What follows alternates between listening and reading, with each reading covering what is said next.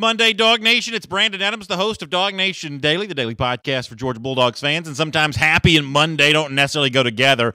We'll try to see if we can get your week off to a good start on our program today. Chip Tower is going to be here. Always love it when Chip's here on DawgNation Daily. I'm also going to need your help a little later on. I may have participated in some bad parenting. I'm going to have you tell me that on video coming up in a few minutes. We can kind of weigh in on that. But before that, though, there is a lot to get to with Georgia's final push for the close of the 2018 recruiting class. We will deal with that all as DawgNation Daily begins right now. Presented by DawgNation.com, this is DawgNation Daily, the daily podcast for Georgia Bulldogs fans. Here's your host, Brandon Adams. Y'all know I'm a fan. That's the perspective that I come from here on DawgNation Daily. And as a fan, there is sort of one idea that I try to keep at the forefront of my mind all the time. You know, a lot of times when it comes to coaches, we talk about clock management and, strategy and all that kind of stuff. Who's the smartest coach? I know this may sound kind of weird, but to a certain extent, that kind of stuff doesn't matter to me as much as it does to some other people. I mean, I don't want some dunce on the sideline, but at the same time, I don't need the smartest guy in the world patrolling my sideline either. The thing that matters to me more than anything else is, can you just work hard in recruiting? Can you just go as hard as you can to the final buzzer every single year leading up to December 20th or February, whatever? Can you just give me 100% effort in that regard? And if you can just go 100% there, I can sort of tolerate some other stuff because ultimately I'm going to win more games than not because I'm going to have a better overall roster. From that standpoint, now, for what it's worth, Kirby Smart would certainly seem to be, plenty fine in terms of his in-game management, his clock management, things like that. That seems to be fine. But the thing that you like about him more than anything else as a coach is that you give him a weekend to recruit, he's going to take full advantage of it. You give him, a staff of guys, he's going to fill that staff with guys who have the same kind of tenacious mindset. Let's go out there and let's work as hard as we possibly can to get the best roster we can possibly get here for our program. And once again, an example of that from Kirby Smart here in the kind of final flurry here before National Signing Day, both in terms of guys who were hosted by Georgia and guys that Georgia sort of went out to see, and then maybe a few guys that went other places, but Kirby Smart's staff wanted to make sure that Georgia was still on their mind. For a couple of minutes here, I want to kind of see if we can kind of get up to date on kind of everything that we are sort of left with leading up to signing day on Wednesday. And odds are I'll probably leave something out here. If I do, you can hit me up on Twitter at DawgNation Daily or in our comments section if you happen to be watching us on video on Facebook Live. And we'll make sure that we kind of correct the record on this. But the best I can tell, here is kind of where we are in terms of where all of this goes down on these final couple days with signing day approaching on Wednesday. Georgia's big guest for the 2018 class in Athens over the weekend was Quay Walker. Quay Walker tweeted out that he was in Athens. He arrived in for his official visit, saying that on Friday, Athens, what's good, gives you the dog emoji. I did think it was sort of telling that for Quay Walker, at one point in time, Justin Fields had tweeted out a picture of Walker. Every one of these official visits, you do this thing where you got the Georgia gear on, that like the uniform, and they kind of put you in front of, sometimes it's a green screen. Sometimes, I guess in Walker's case, it was like sort of I don't know what you call it, like just sort of a backdrop that had some Georgia stuff on there. Fields had tweeted that out. I was going to grab a picture of that, but Fields has since deleted the tweet. Now, y'all know that I'm very, very guilty of probably reading way too much when it comes to this kind of recruiting stuff. Does it mean anything that Justin Fields has deleted the tweet of Quay Walker wearing the Georgia gear? I honestly don't know. But Walker does come to Georgia, and it was Georgia's chance to impress Walker here one more time before Walker makes his decision on Wednesday. The details on Walker, of course, he is an Alabama commit. Most people don't think he's going to Alabama. Most people think it's Tennessee or Georgia. The relationship that Walker has with Jeremy Pruitt, the Tennessee coach, is thought to be strong, and so Georgia's got some work to do with Walker this past weekend. It had some work to do to make sure it impressed him one more time. I'm sure it probably did that. I don't know what Walker's going to do. I certainly respect the push that Tennessee's making here, but Georgia had its chance with Walker over the weekend. But what you love about Kirby Smart, to go back to what I started the show with, of you want coaches that kind of, go hard to the buzzer, play to the echo of the whistle when it comes to recruiting.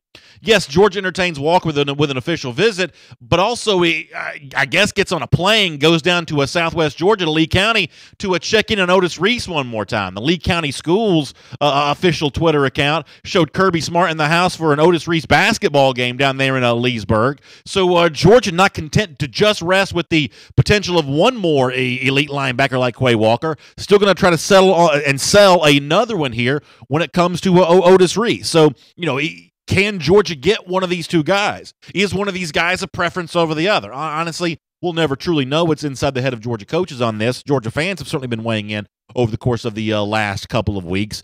Either one of these guys to be added, though, by the time this 2018 class is over, would be another huge get for Georgia when it comes to signing day in 2018. But it wasn't just linebackers for Georgia over the weekend. Although Walker and Reese are key names, they're guys we've talked about a lot here on DawgNation Daily. Probably the biggest name of all for Georgia when it's trying to add before the 2018 class is done is Tyson Campbell, the 5-star cornerback from American Heritage High School down in Plantation, Florida. That's the guy that, as we said on Friday, could be the difference between Georgia getting the #1 class for 2018. Him plus any combination of some of the guys we've talked about, all of a sudden Georgia is sort of, depending on which recruiting service you care the most about, either securing, maintaining, holding on to, whatever, Georgia would be #1 in recruiting. Now, Georgia didn't have its chance to go face-to-face with Campbell this weekend. He took his visit to Miami. He checked in on the sort of the hometown team one more time. But while he was there, and this goes back to what we said about coaches that work hard, coaches that push, coaches that take every available opportunity they have advantage for. They use them all to their advantage. I love the fact that James Coley, Georgia's wide receivers coach, who obviously knows South Florida very well, while Campbell is visiting Miami, Coley tweets out, "I know you're out there. You hear the G calling for you. Hashtag the League of Shadows is waiting for you to join the takeover. Hashtag commit to the G. Hashtag rare breed 18. And then obviously referencing Mel Tucker, they're the defensive coordinator. That League of Shadows has always been the nickname these Georgia coaches have used for their defensive back core. And that tweet going out from James Coley, sort of a subtweet, if you will, for Tyson Campbell while he's visiting Miami. Miami's making their pitch to Campbell. But while that's going on, James Coley letting Campbell know that Georgia's still very much thinking about him there. That's kind of nice to see. A couple more things from the weekend I kind of want to wrap up here in terms of where the 2018 class goes for Georgia. Rick Sandage, the defensive tackle from Concord, North Carolina, he made his announcement saying that he's going to be at 1:45 p.m. on signing day, sort of making his signing between North Carolina, Georgia, or South Carolina. I guess since that tweet came out, Sandage has also updated this once again. Now it's maybe more like 2:30 p.m. Eastern time for Sandage, pushing it back just a little bit, but Sandage getting ready to go here. South Carolina obviously had the last chance to impress with Sandage. Some people think that last chance is going to mean something there for him. We obviously don't know about that, but that's kind of where things go. Tommy Bush has also kind of shut down his recruitment here, tweeting out that he's finished up his last visits, thanking schools, thanking the media for everything that's gone on here. Now he's sort of asking for some patience and some quiet. It sounds like he's going to maintain radio silence here for the next couple of days. But the next time we hear from Bush, I guess, is going to be on Wednesday when he makes his big announcement about where he's going and how does he fit into Georgia's plans. What we've said here all along is that Georgia was probably going to look to go defense first, but if it had some available scholarships left, that's when maybe a Tommy Bush kind of gets involved there. And obviously a lot of Georgia fans like what Bush brings to the table because the fact that he does have that blazing speed. He is tall. He would remind you a bit of Javon Wims, I guess, and that's a guy that Georgia fans still feel pretty good about, would love to see in this class if there's room for a guy like that. We know one way or another that some good players that Georgia would like to have, they're just not going to have spots to bring in, but Bush may be one of the guys that does get into this 2018 class. We may have to wait until Wednesday to find out. And then just before we come on the air here, Tramel Walthour from down in Liberty County, the same place, by the way, that gave Georgia Richard LeCount. Walthour's announcement is out. The Liberty County football Twitter account letting us know that he's going to be signing at 10:30 coming up on National Signing Day. For those who've wondered if Walthour, a committed Georgia player, but obviously unsigned back in December, would he still be a part of this class? I'm going to assume that the scheduled announcement time there means that Walthour's probably coming to Georgia. He's probably going to be a part of this. That's my assumption on that.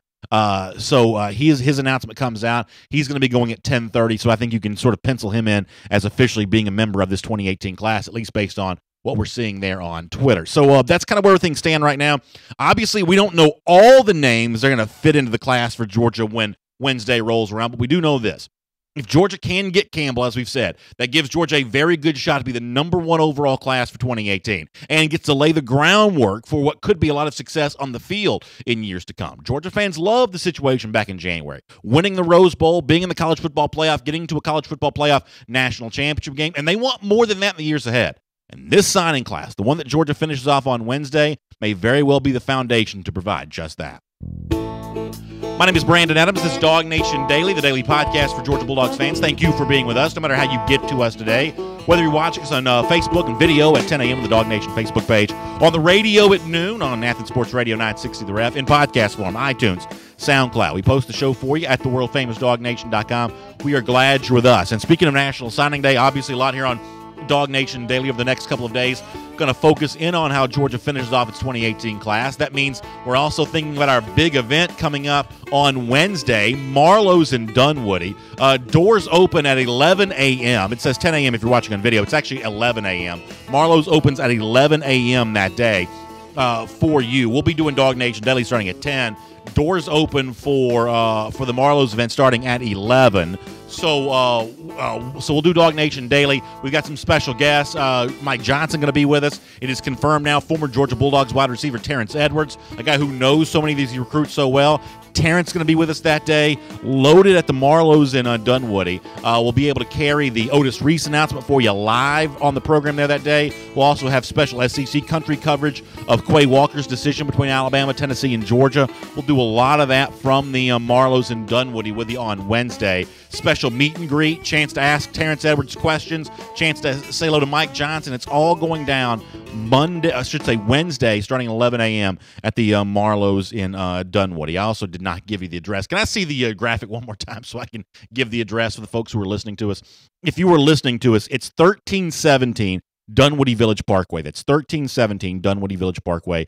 You can check us out on Wednesday at the Marlowe's in Dunwoody, one of our favorite Marlowe's locations. We always have a great time when we are in Dunwoody, and we're looking forward to it coming up this Wednesday. Chip Towers here on the program in just a moment. Before we get to that, though, I want to talk about Justin Fields for a moment. And obviously, Fields has been a part of Georgia's class now for a while.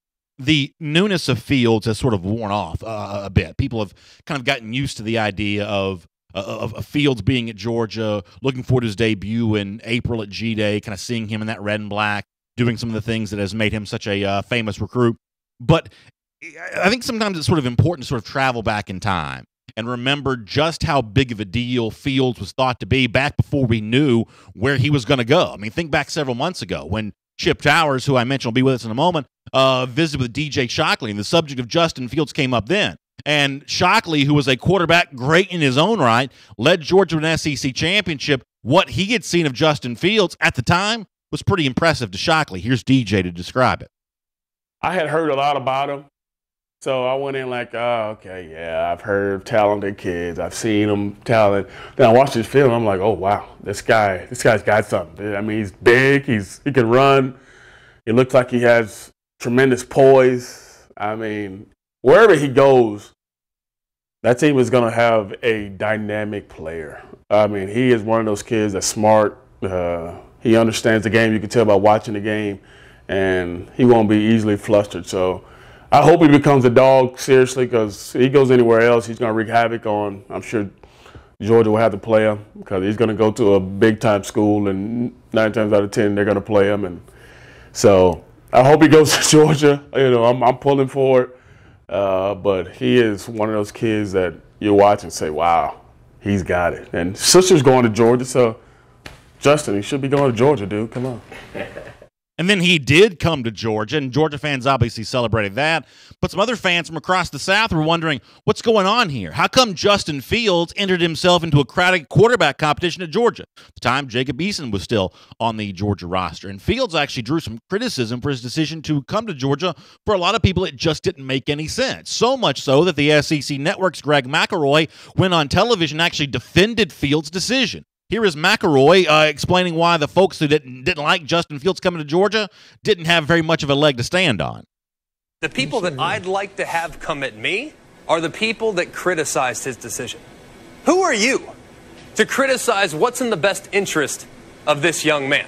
This young man has done everything right to this point of his career.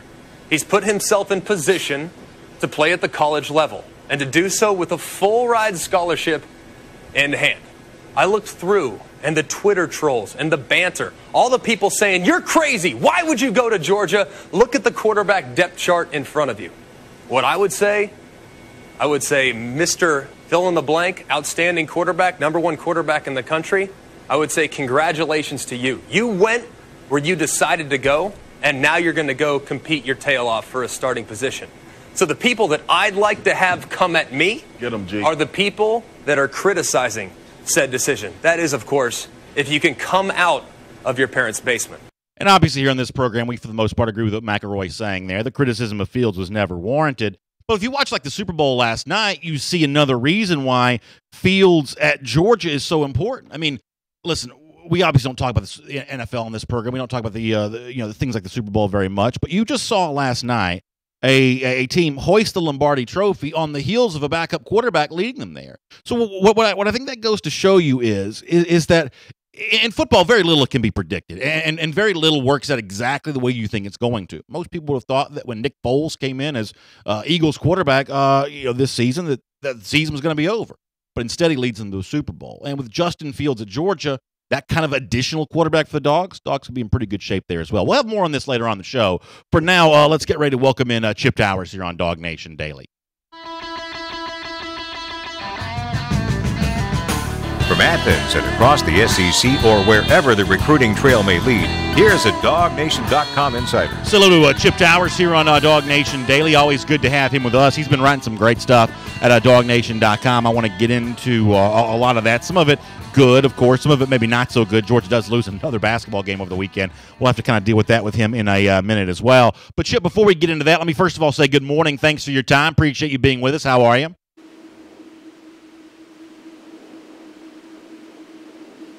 I'm actually not hearing Chip. Let me see if we can, I don't know if he's not hearing us or what. Let's see if we can get Chip back on the phone there. We'll get him going up and running here on DawgNation Daily in just a moment. We'll see if we can figure out our audio issue with him on that. But what I was talking about a moment ago, for those of us who are still on video, we'll get kind of Chip cleared away here in just a moment. You watched the Philadelphia Eagles last night. And, one of the things that I think we appreciate here on DawgNation Daily is we try to let you avoid the sort of, constant hype of the Super Bowl and the constant breakdown of it from all angles of the sports media the next day. But I couldn't help but think about that last night from the Georgia perspective. In fact, Chip Towers is ready to go. Let me bring him in on that. Chip, how you doing today? You got us? Can you hear us? You doing okay?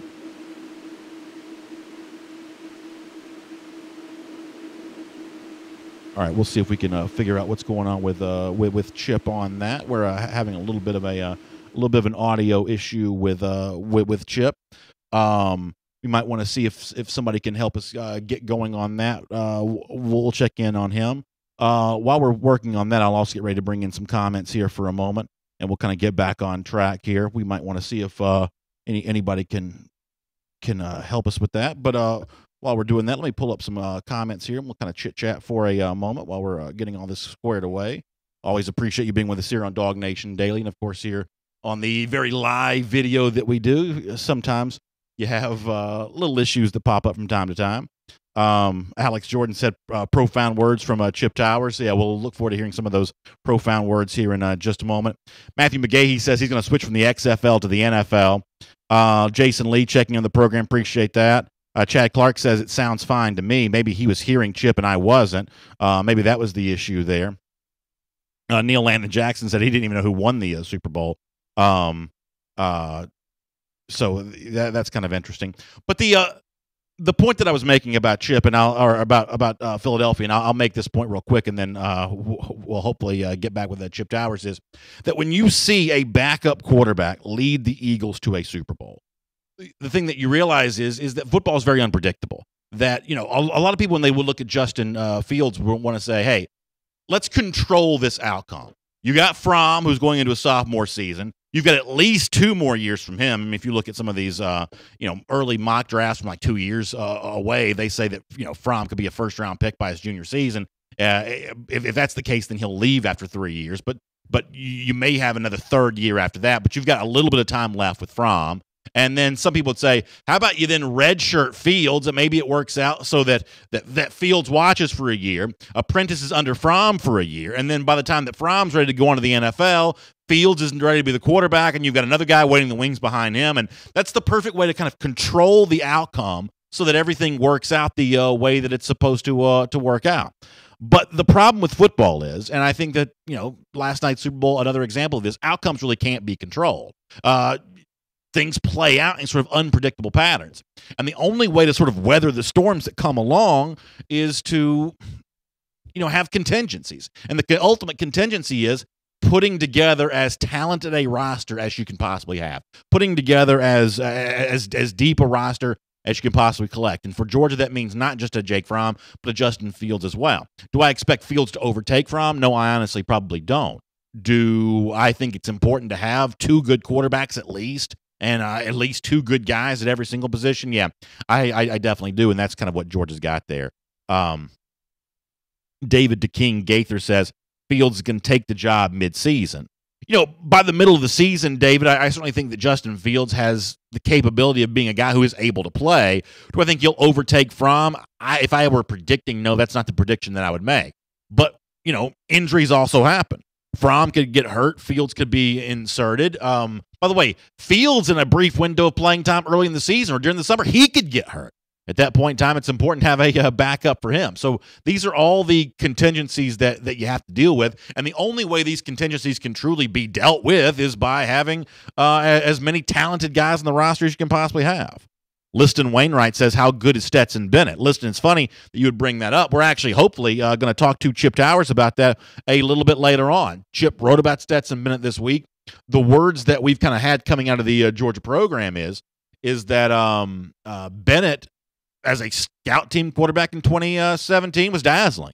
That he and Matt Landers was kind of like the sort of go-to scout team wide receiver. That was a tandem that had great success and really made things tough on the Georgia defense at times. One of the reasons why the Georgia defense had such great success in 2017 was because of the fact they were pushed at practice by a really talented scout team.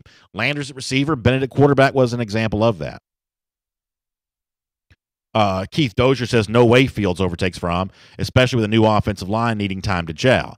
I would think that's probably true. I think that Fromm, as much as anybody, is going to benefit from an offensive line that's better in 2018 than it was in 2017. And, one of the things that that we said on Thursday's show when Seth Emerson was here, if you really look at the growth of the Georgia program since Kirby Smart has taken over this job, go back to 2016 for a moment. In 2016, let's face it, the Georgia offensive line was probably a significant weakness. It was probably the kind of thing that Jim Chaney had to call plays around. At times, you're watching the games and you're confused about what Georgia was even trying to do, and a lot of that was based on the fact that the Georgia offensive line was just flat out a weakness.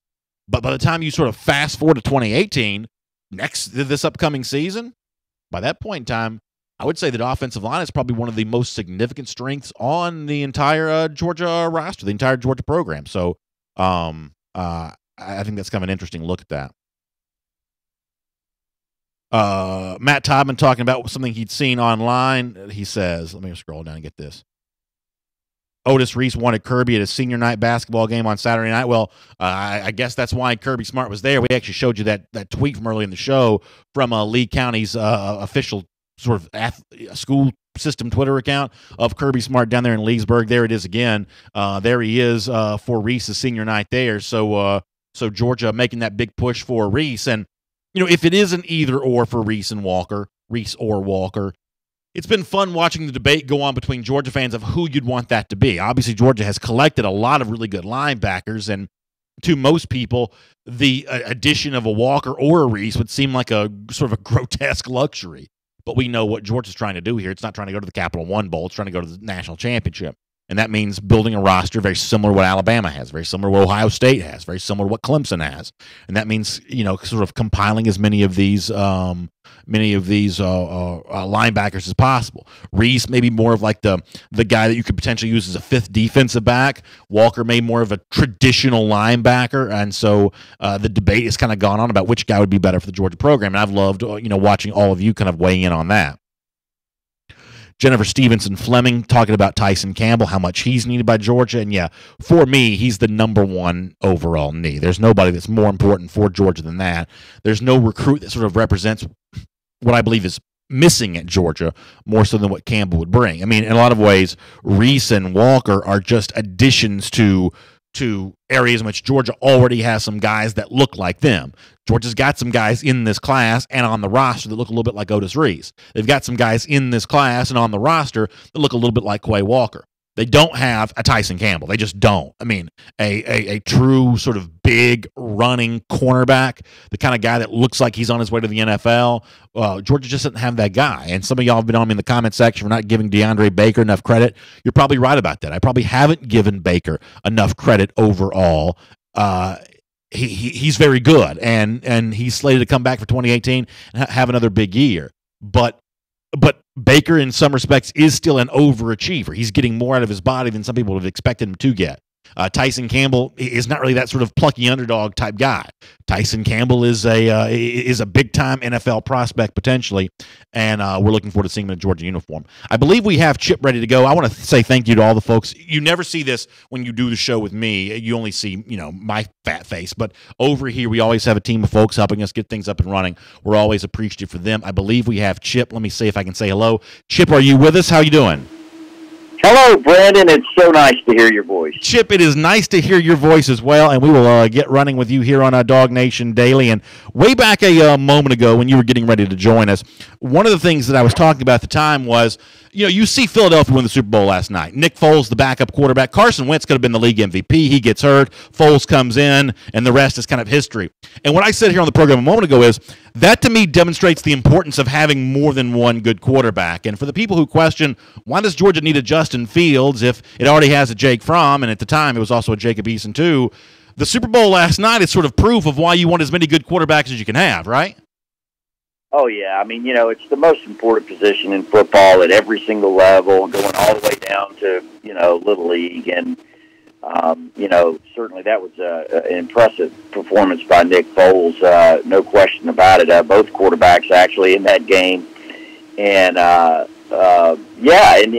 you saw it with Jake Fromm this past season. I'm sure you'll see it with Justin Fields as well. I mean, whether Justin Fields ends up beating out Jake Fromm or backing him up or coming in for an injured Jake Fromm, he's got to get ready to play, and Georgia will have a plan for him. And they're, right now as we speak, if he's not in a class, he's in the Jim Chaney class. Certainly, studying film and taking on that big playbook. You've got to be ready to play. You're always one play away, and that's definitely going to be the case with Justin Fields this next season, and maybe, whoever they end up landing in the class of 2019. I think we're also kind of in a situation now in football where, Alabama sort of proves as well with Tua coming in the national championship game. We have this scenario where we think, here's how the outcome's supposed to work out. The guy's supposed to redshirt for a year, apprentice for a year, then maybe it's his job the year after that. That's sort of the old school formula for how quarterbacks used to be handled. We're kind of a world now where outcomes really can't be controlled anymore. Guys transfer if they don't play. Guys can be benched even when they have been sort of up to that point effective. I mean, sort of the new world of college football is you really can't predict or control the outcomes and how all this is going to play out with quarterbacks. The Alabama scenario from January kind of proves that too a bit, right? Well, let me tell you what else I see sort of trending along this line is, I think you're kind of going to see the rich get richer in college football, and I include Georgia among those wealthy programs, and I'm not talking about financially speaking, I'm talking about talent rich. And, Alabama has proven, for the last several years, that the key to winning, championships and contending for championships is really stockpiling talent. Yeah. And Alabama's done that better than anybody. And Georgia's trying to do that now, and certainly, Tennessee and Florida and Auburn and everybody else is going to, Clemson, they're battling for the same thing. But I think they're able to communicate to players much in the way that you see to a more dramatic degree in college basketball with the Dukes and Kentuckys and Louisvilles of the world. They're able to get multiple 5-stars to come in there and promise them playing time and contributions early on in exchange for championship rings. And I think that's what's happening at Georgia. I mean, if you look at these last three classes, I mean, and going into this fourth, you're talking about an average national ranking of 4. That means a lot of 5 stars and a lot of 4 stars that you're convincing to come on your campus, and you're telling that they're going to have a role on your team, and that's really the key to championships. That's certainly what Kirby's trying to do right now. I don't think you can discount the role the NBA plays in this as well, Chip, where, a few years ago, like LeBron James, Dwayne Wade, Chris Bosh, they team up together. Golden State Warriors right now have Kevin Durant, Steph Curry. They team up together. They've kind of made it popular for great players to sort of populate themselves on the same roster, and I think there's a sort of a crossover effect to other sports as well, whereas college football, even if the recruits themselves wouldn't draw the line from that to this, there is this thought today of, as the kids like to say, savages want to play with savages, great players want to play with great players. That's an idea that's sort of grown in sports over the last couple of years in a way that it maybe didn't exist 15, 20 years ago. Well, and just look at Georgia's tailback position in particular. I mean, you just had Nick Chubb, Sony Michel, DeAndre Swift, Elijah Holyfield, Brian Harrion, any one of whom could start on pretty much any SEC team and certainly any Power 5 conference team. Instead, you got, 4 of them that you're rotating regularly, and, you're going to add Zamir White and James Cook into that group, for this next season, and that's the key. You got to. You heard it with Jake Fromm's class. What was the Sikkim 17 and whatever nickname they've given to this 18 class. It's that's the route to championships is coming in groups and in waves.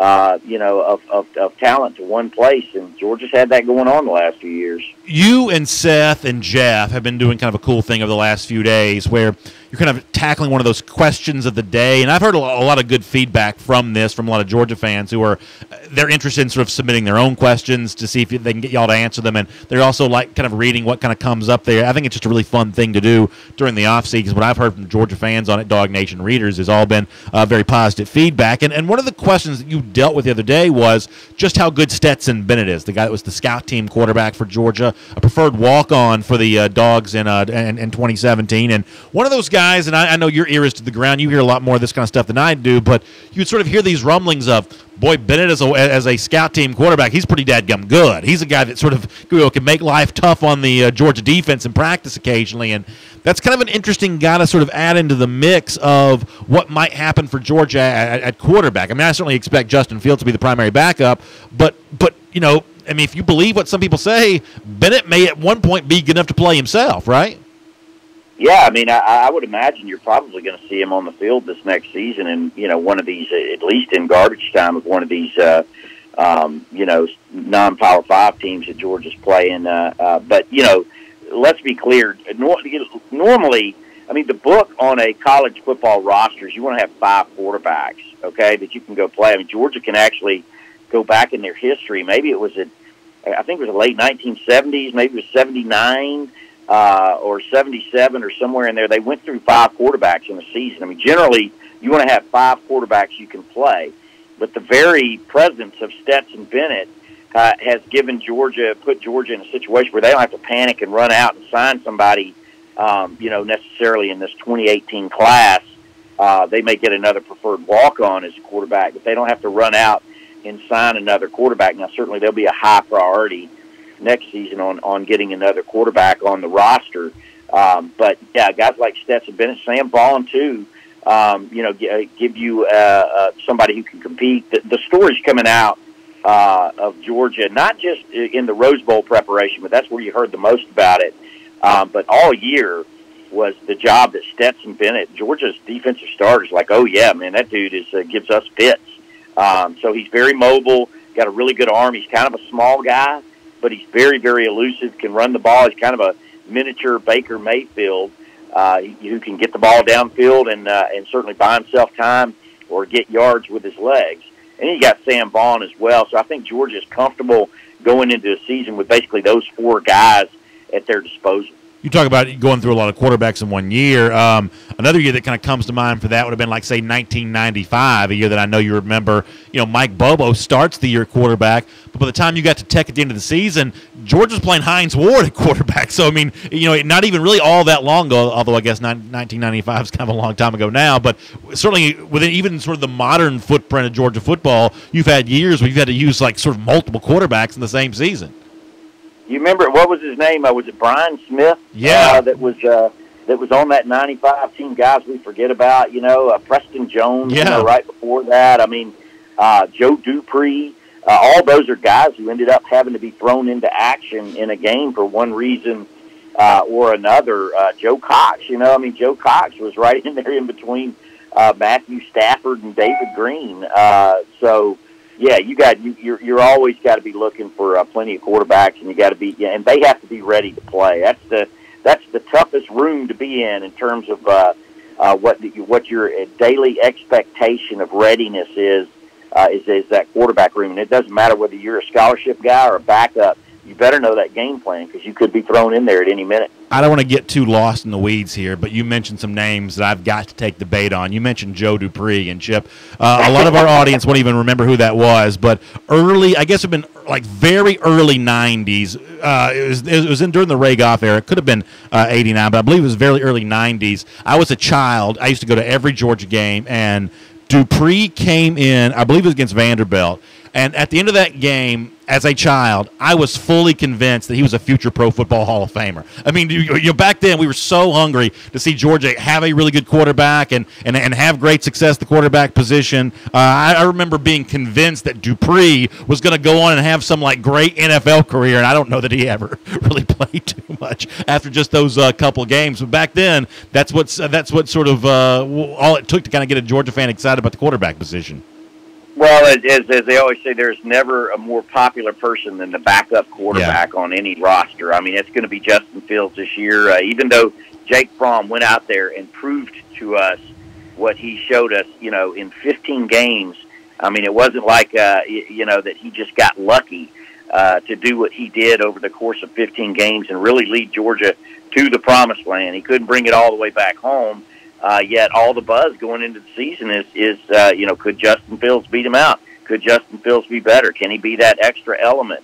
And that's always going to be the case, and that'll be the case all year until Jake Fromm, unless Jake Fromm doesn't lose one the whole way, you're always going to be hearing about that backup quarterback, and that's been a phenomenon going back for generations. You obviously know David Boss Andrews well, going back to his time at Georgia, and boy, he makes the most of his opportunity. Worked his way from, I guess, a non-drafted player all the way up to the starter in the Super Bowl for the New England Patriots along the offensive line there. How impressed are you with what Andrews has been able to do since leaving Georgia? It's funny you should say that. I actually was watching the Super Bowl with my 10-year-old son last night, and he's really just getting turned on to kind of the idiosyncrasies of football and all that. And I was explaining to him that guy, number 60 or 61, whatever he's wearing for the Patriots, I said, that guy played for Georgia and he made their rosters a free agent. So we had the whole conversation like, what is a free agent? And I said, well, he wasn't drafted. What is a draft? And I explained that whole thing to him last night. But that really is amazing. And Boss has been proving that since he came out of Gwinnett County and Wesleyan School over there. I remember first meeting Boss and his dad, and I'd written something that there was no way he was really 6'2", and we debated after he became a starter at Georgia. That was always the joke. I'm telling you, I'm 6'2", and I'm telling you, buddy, there's no way. I know how tall I am, and you're not 6'2". But you know what? Doesn't matter. He's starting in the NFL. He's made a whole lot of money already. He's got a Super Bowl ring. And Malcolm Mitchell was on injured reserve for the Patriots, so he's still up there as well. Was there any Eagles? Was there any Eagles? Dannell Ellerbe did play. I don't think he recorded a stat at all. I don't think he showed up in the stat sheet, but Ellerbe did get on the field for Philadelphia. Georgia always very well represented on the NFL level. Yeah, I saw a stat, Chip. 17 years in a row, Georgia's had I guess an alumnus in the Super Bowl. That's a pretty impressive stat. It's probably more obscure and kind of, I guess, luck as opposed to any sort of tangible connection to Georgia, but 17 years in a row, Georgia's had a former player play in the Super Bowl. Well, and I think the key on that is just, opportunity, and Georgia keeps putting players in the NFL, and that's going to be the case. Right now, Brandon, I'm in the midst of doing draft profiles once a week. I did Nick Chubb last week. I did Javon Wims before that. I believe I'm going to do Davin Bellamy this week. It's real hit or miss as you can get those guys because they're all training hard for the combine, and they've all kind of jettisoned all around the country. But Georgia's going to be well represented this year. In fact, there's a chance it could be a record-setting draft for Georgia. I think 8 is the most that they've actually had drafted, and they have at least 10 or 11 opportunities to be drafted this year. And a lot of those guys, you don't have to be drafted to make it in the NFL. And Georgia's certainly given a lot of players an opportunity to go on to professional football. I actually read your draft profile piece on Nick Chubb, and coming away from that, I'm actually back to the point now where I think that Nick Chubb is an underrated draft prospect. He showed as a freshman he can catch the football. Maybe his explosiveness is not quite what it was back during 2014, but that Oklahoma game shows that he can still, make guys miss, and he can move piles. I think that Nick Chubb's pro prospects are actually now sort of underrated. He's maybe a better pro prospect now than some of the national draft analyst types are giving him credit for. Do you agree with that? Yeah, he might be because, one of the main things that they're looking for in the NFL is just consistency. Somebody, he is just such a physical specimen that he's going to be able to, take punishment and not fumble the football. They're generally, certainly in the NFL, you want a playmaker, you want a guy who can spit it out. But, there's the Todd Gurley's and a couple other where there's very few that you actually, see that take the ball to the house. What you want is a consistent runner who can give you 3, 4, 7, 9, 12 yards with consistency when you need it. And, it's funny. He's all over the board in these draft projections.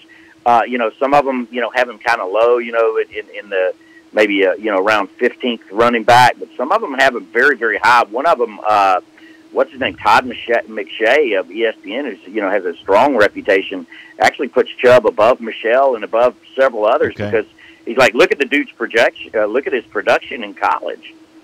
Yeah, I've kept you late, and I apologize. I did want to try to squeeze in one final question, if you don't mind. Georgia loses again in basketball, Mississippi State on the road. That's a tough place to play. Ben Howland's a good defensive coach, but, my gosh, another sort of ugly game to watch from Georgia. What do we do about this now, Chip? I really don't know. There's a book on him now that's pretty easy to read. They don't do good against the press. They don't do well against the press. Certainly when you get physical with Deontay Maton, they kind of dare guys to score from outside. And if they don't have anybody that's on from the outside, which seems to be very rare away from Athens, they just don't shoot very well. Then you're going to be in trouble. It's going to be a real good test this Wednesday. They're at Vanderbilt. Vanderbilt's not the Vanderbilt we're used to seeing. They're a little bit down. You really got to come back with a road win there, and then you're coming home against. Then you got to go back home against Auburn and out on the road against Florida. So, I don't know what to make out of it. At this point, I think they're really pressing and they're starting to feel the pressure. But basically, you're up against the gun. If you don't get it done over these next 8 games, you're going to have to do it through the SEC tournament. And the league is loaded this year. It's going to be a hard way to come out. Hey, Chip, thanks for your patience today. I know we kept you long. Appreciate your time. Look forward to speaking to you soon and reading a lot more from you at DawgNation.com the days ahead as well. All right. We'll see you, partner. Let's take a look around the rest of the league. This is SEC Through.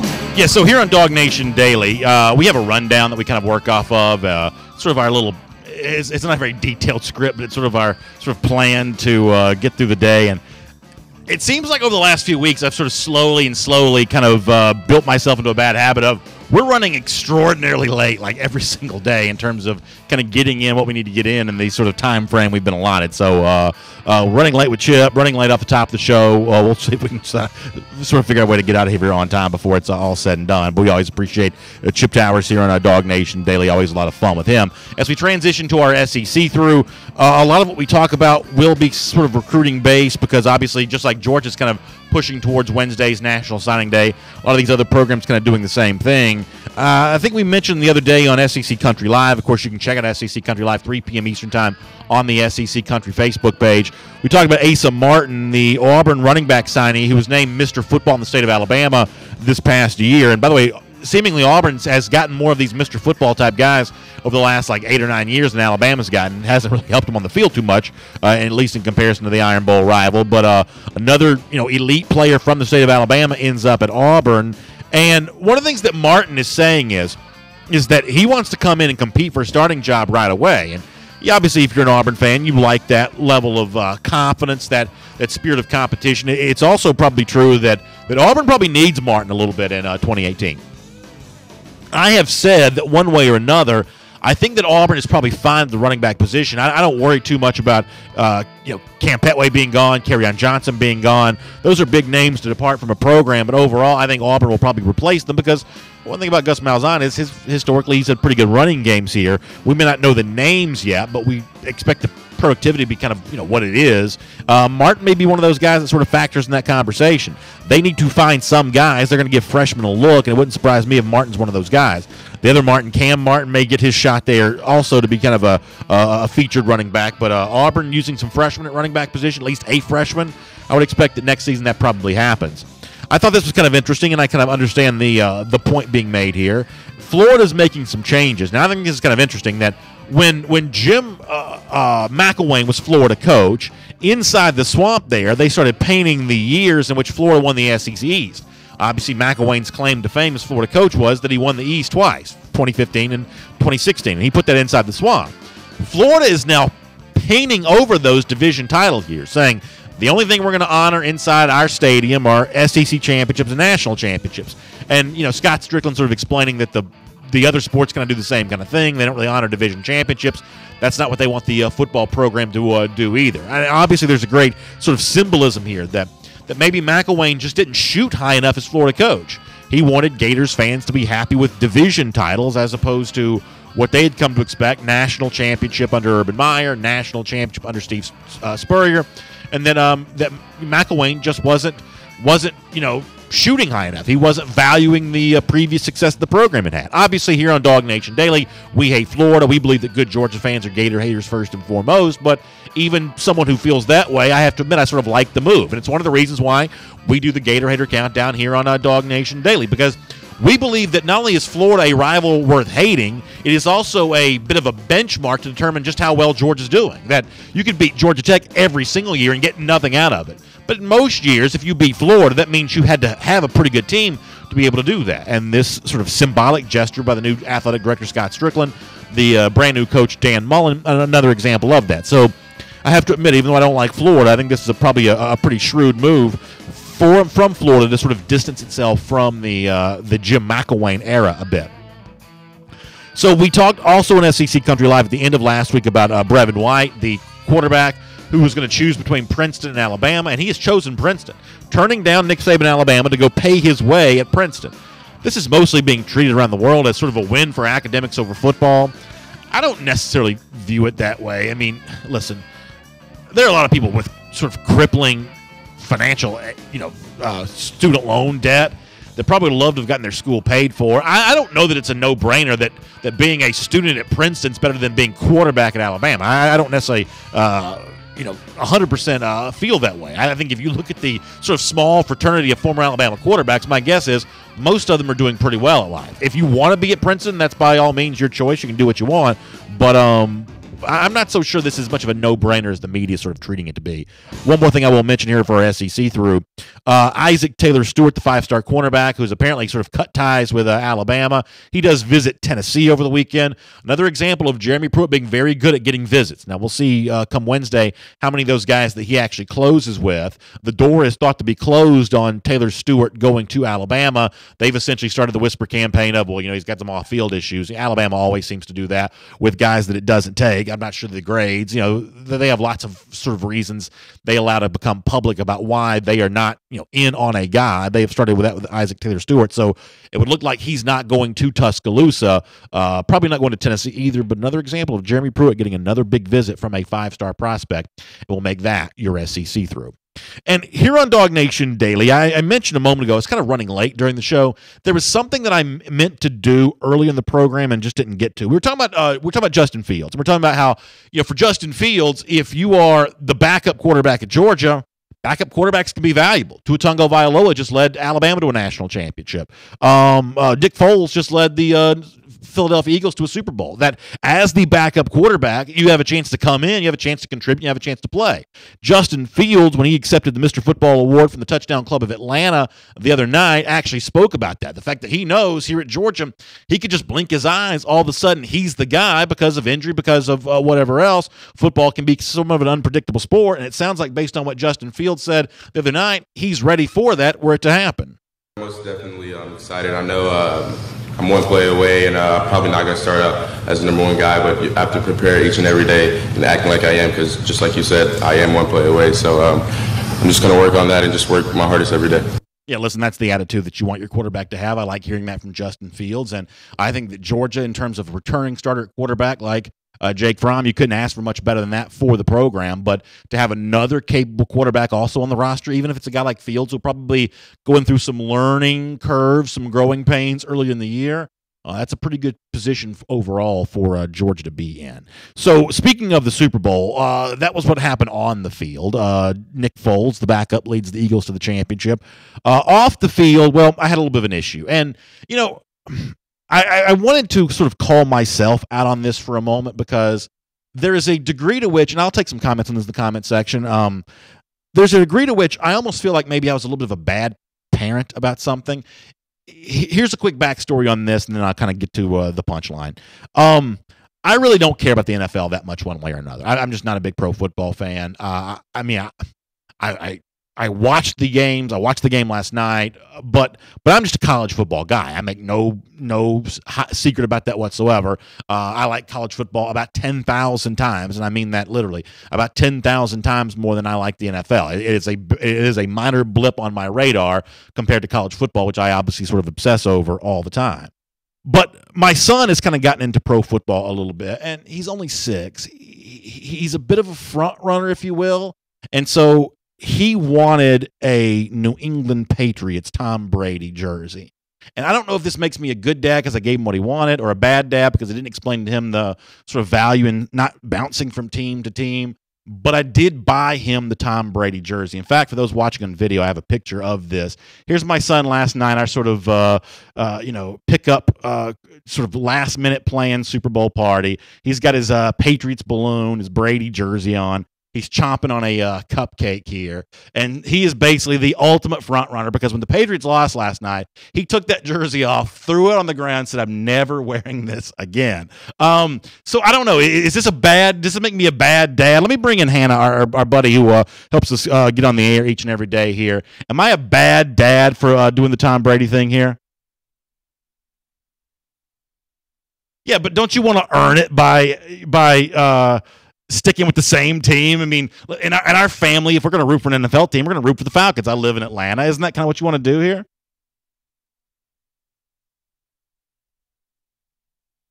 I think the problem here, and Wayne Foll in the comment section says, "Good job, BA." Chad Clark says, "Good job for him." Carl Bars, on the other hand, says, "I've just lost all respect for you." That's kind of the point. I'm trying to call myself out on this. There's a degree to which you sort of want to teach some, I guess, some character, some integrity. The fact that, winning and losing is a part of it.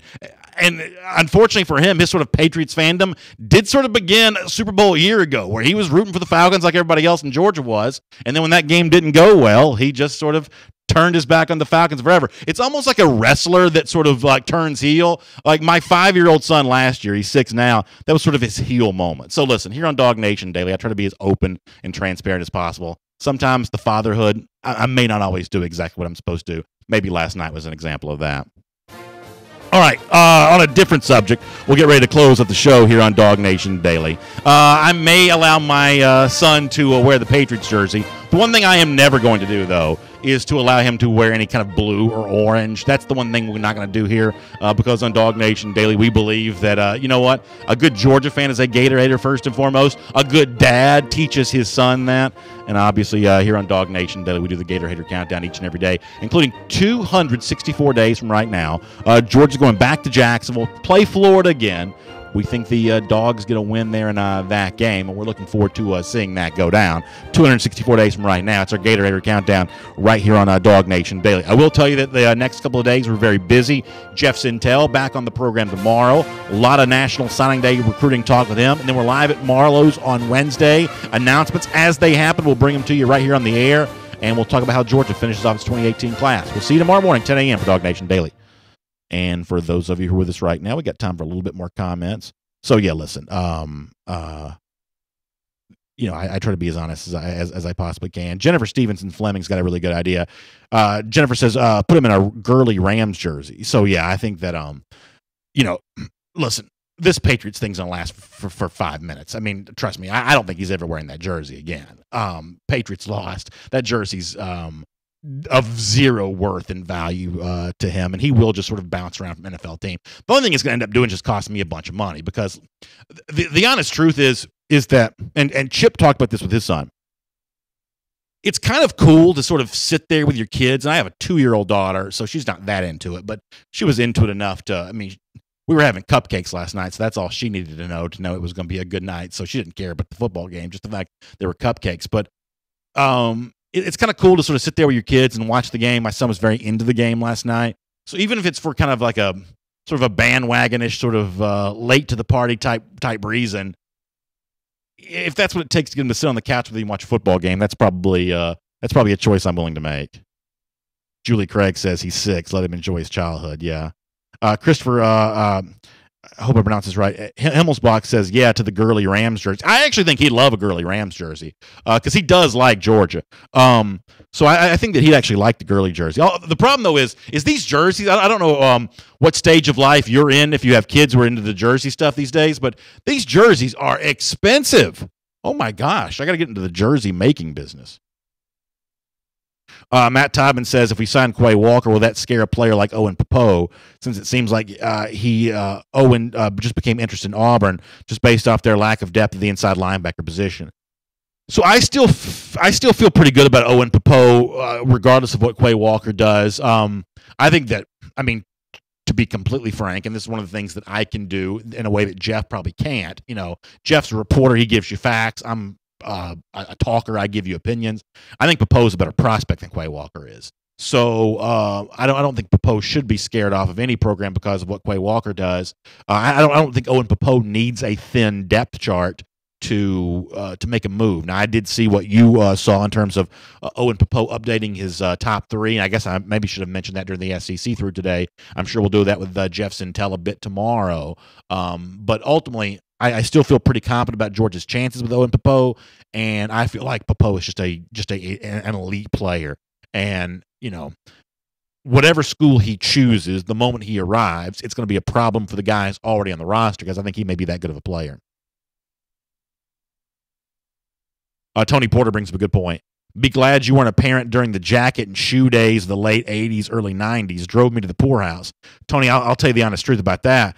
I wasn't a parent during that era, but I was one of the kids always asking for this kind of stuff. You know, while I'm a big like college football nut now, when I was like a teenager, you know, early high school days, like a lot of guys of that era, I was obsessed with the NBA. You know, kids back then, it was like Jordan. It was the end of the run for Magic Johnson, Barkley. You know, all these guys had all this apparel all the time, T-shirts and, like you said, tennis shoes and that kind of stuff. And I wanted all that stuff back then. So I was definitely sort of sending my own parents to the poorhouse on that. That's a really good point. Really good point. Philip Sharp says Otis Reese, is he ours if we want him? I think there are probably reasons to assume that Reese is probably closer to Georgia than Quay Walker is. Now, I won't sort of fill out a crystal ball on either one of them necessarily, but if I had to, you know, if my sort of livelihood depended on it, I think that Reese feels like a safer bet than Walker to me. Trey Dukes about Miami players talking trash on Twitter. I saw some of that. I mean, listen, like, I like the good-natured stuff with rivals back and forth, right? I mean, like, I talk about being the, Gator hater countdown all the time, but I don't truly hate people, right? I don't hate people who go to Florida. I don't hate, Florida players. I try not to hate anybody. I mean, hate is a sort of a sports hate idea, and for the most part, we keep that stuff lighthearted. If you watch an SEC Country Live, you see an example of that. We don't take ourselves too seriously when it comes to that kind of stuff. I did see some of, like, I guess it's some of the incoming recruits, a lot of folks kind of saying some negative stuff about Georgia. That's generally on this program the kind of stuff I sort of stay away from, because I am not trying to draw negative attention to a young person who, may, regret his tweet 6 months from now, or certainly 2 or 3 years from now. I try to sort of sidestep some of that. The subject of Leon O'Neal comes up. I believe the O'Neal thing is probably, that ship is probably sailed. When he visited Georgia, he visited by himself. That's generally a signal of something.